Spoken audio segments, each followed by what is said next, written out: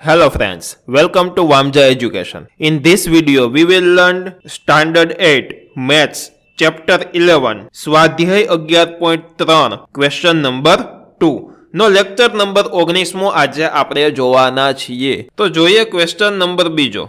હવે જોજો question number બીજો હું તમને એકદમ સૂત્ર સમજાવતો જઈશ અને વ્યવસ્થિત રીતના આખો દાખલો પણ સમજાવતો જઈશ.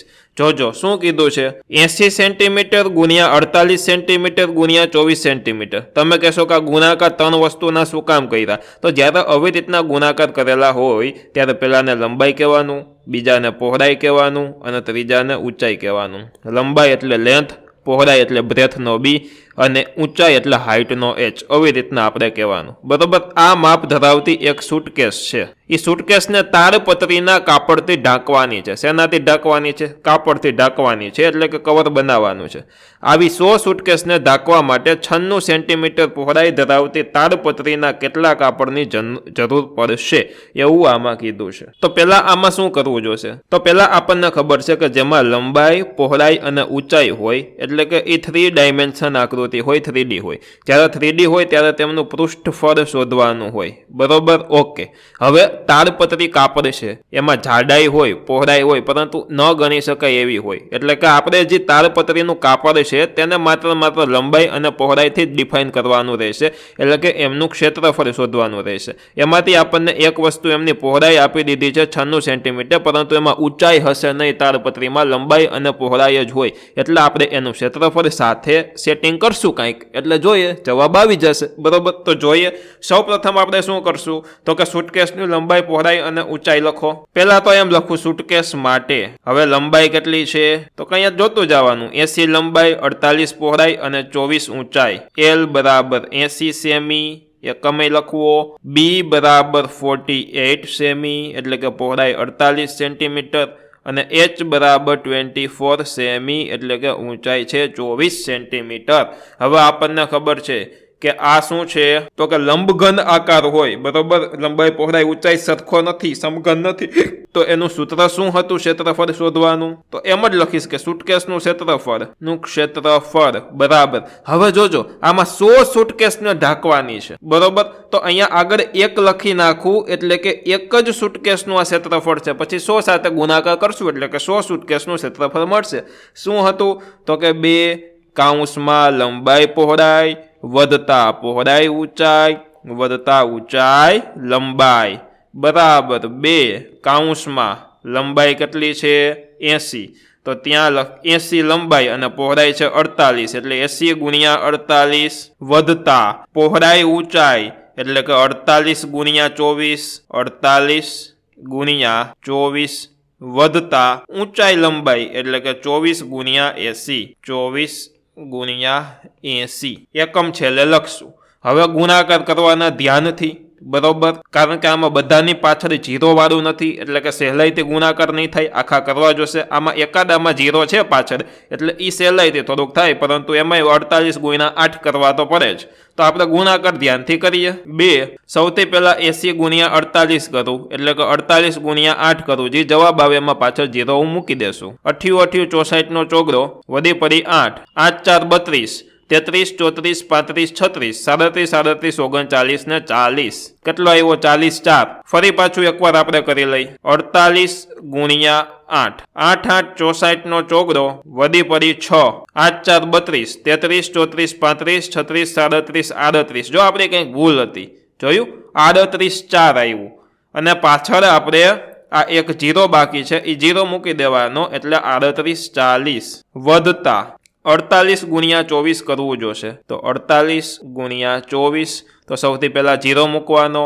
8 2 16 નો છોકરો વધી પડી 1, 4 2 8 ને 1 વધી 9 વધતા 8 ચોક 32 નો બગડો વધી પડી 3, 4 4 16 17 18 ને 19. હવે જોવો જોઈએ 0 વધતા 2 2, 9 વધતા 6 15 નો 5 વધી પડી 1, 9 ને 1 10 ને 1 11 એટલે કે 11 52. ત્યાં લખશું 11 52 અને છે 24 ગુણ્યા 80 એટલે કે 24 ગુણ્યા 8 કરી દઈએ. 8 4 32 નો બગડો વધી પડી 3, 8 2 16 17 18 19 એટલે કેટલા એવા 129 ને પાછળ આ એક 0 સોરી 192 અને પાછળ એક 0 29 નહોતા 192 અને એક 0 હવે કરવો જોશે આ 3 3 નો સરવાળો તો ચાલો સરવાળો કરીએ એમને જ કરતા શીખીએ 0 + 2 2 + 0 એટલે 2 એની આગળનું લ્યો 2 + 5 એટલે 7 7 + 4 11 11 નો એકડો વધી પડી 1 9 ને 1 10 ને 1 11 11 + 8 19 19 નો 9 વધી પડી 1 1 + 1 2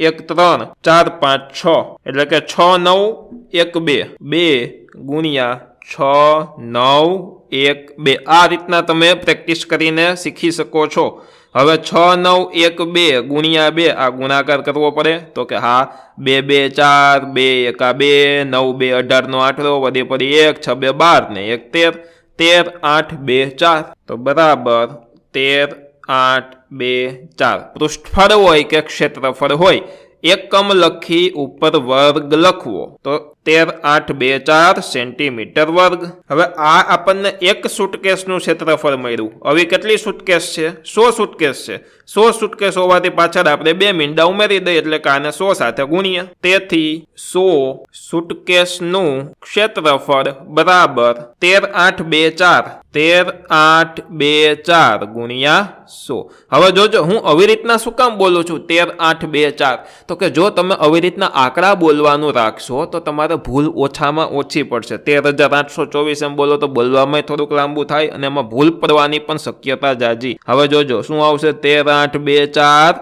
અને પાછળ 2 0 એટલે 0 0 આ આવી ગયું હવે આમાં આપણે એક વસ્તુ ઓછી લખી છે શું એકમ નથી લખ્યો સેમી વર્ગ એકમ લખવાનો જ કારણ કે પેપર ચેક કરવા વાળા કોઈ આપણા સગા નથી હોતા અને સગા હોય તોય માર્ક કાપે આમાં કોઈ મૂકે નહીં એટલે આપણે એકમ તો લખવો જ હવે શું કીધું છે આપણને કે 100 સુટકેસ ઢાંકવા માટે 96 સેન્ટીમીટર પહોળાઈ ધરાવતી તાડપત્રી કેટલા કાપડની જરૂર પડશે તો હવે જોવો તાડપત્રીમાં આપણે ઊંચાઈ આપેલી હોતી નથી એટલે ક્ષેત્રફળ શોધવાનું થશે અને હવે જોજો એમ હું કદાચ એક આઈડિયો લગાડું 1 મીટર કાપડ હોય તો 1 મીટર કાપડનું ક્ષેત્રફળ કેટલું થાય તો કે એની લંબાઈ ગુણ્યા પહોળાઈ તો આમાં લંબાઈ આપેલી નથી પરંતુ જે પહોળાઈને છે એ સેન્ટીમીટરમાં છે તો 1 મીટર બરાબર 100 સેન્ટીમીટર થાય તો કે હા એટલે લંબાઈમાં આપણે 100 લેશું અને પહોળાઈમાં આપણને 96 આપેલા છે તે 96 લેશું તો આ લખીએ આપણે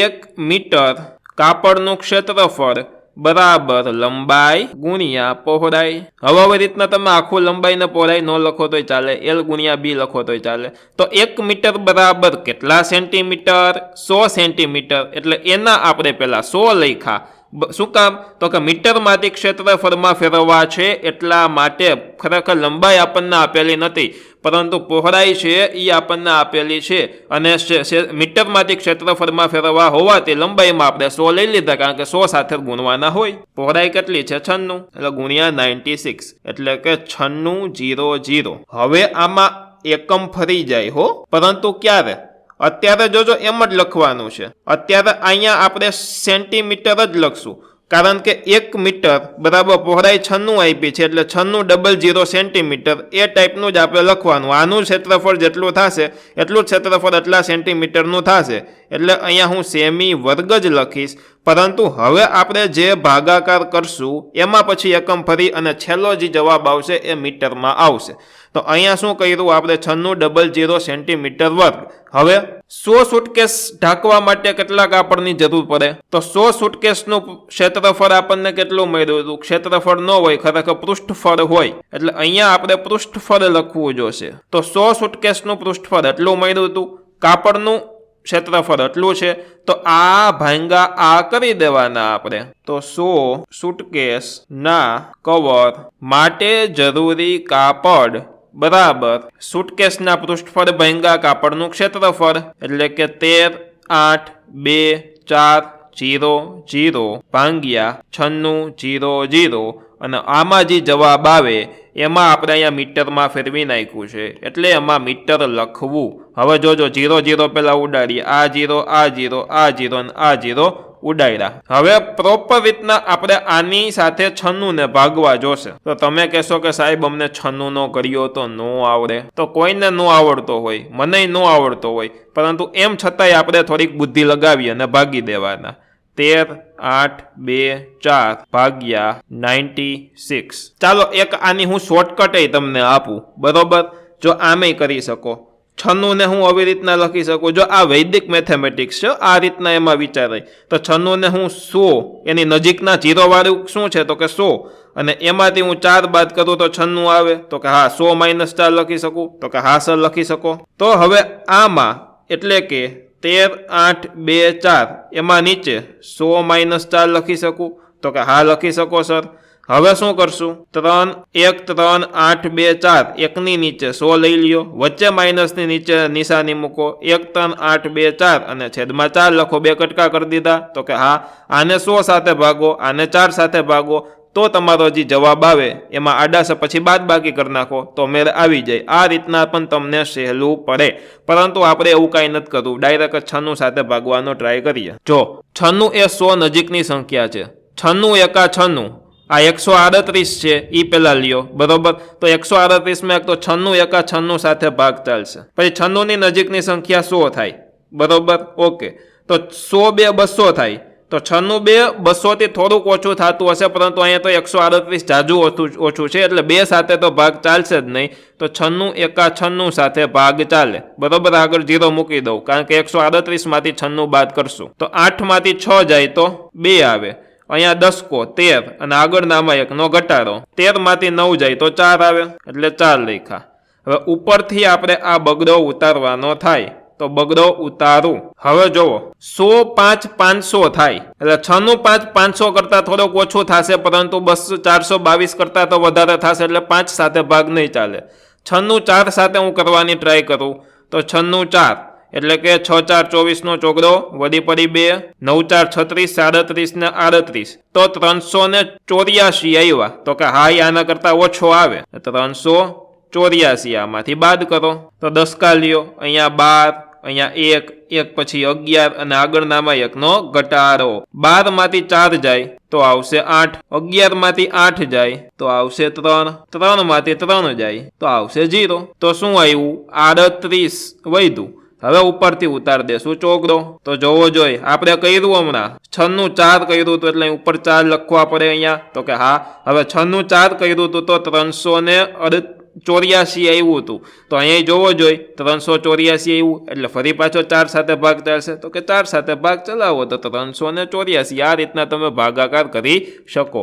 તો 96 ગુણ્યા 144, તો 96 ગુણ્યા 144 એટલે અહીંયા વધશે 144. તો કેટલા મીટર કાપડ જોઈએ? તો કે 144 મીટર કાપડ જોઈએ. તો અહીંયા આપણો આ દાખલો પૂરો થાય છે. કઈ કઈ વસ્તુનું ધ્યાન રાખવાનું? તો કે પહેલાં તો પૃષ્ઠ પર સહેલાઈથી શોધી લીધું.